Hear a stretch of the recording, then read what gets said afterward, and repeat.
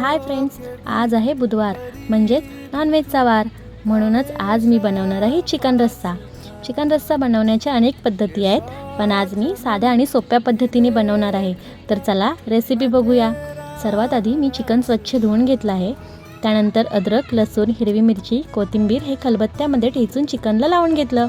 एकीकडे मी कढई ठेवली आहे. त्यात तेल टाकून बारीक कापलेला कांदा लालसर होईपर्यंत परतून घेतला. आता त्यामध्ये टोमॅटो टाकलं आणि मी फ्रीजमध्ये तयार करून ठेवलेलं कांदा खोबऱ्याचं वाटण टाकून मिक्स करून घेतलं. आता त्यामध्ये हळद, लाल मसाला, जिरा पावडर, धना पावडर, गरम मसाला आणि चिकन मसाला टाकून परत एकदा मिक्स करून घेतलं. मसाले चांगले मिक्स होण्यासाठी त्यामध्ये थोडं गरम पाणी टाकलं.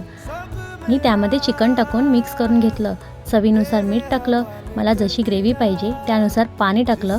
झाकण ठेवून चिकन शिजायला ठेवलं. बघा, झाला चिकन रस्सा तयार. या खायला.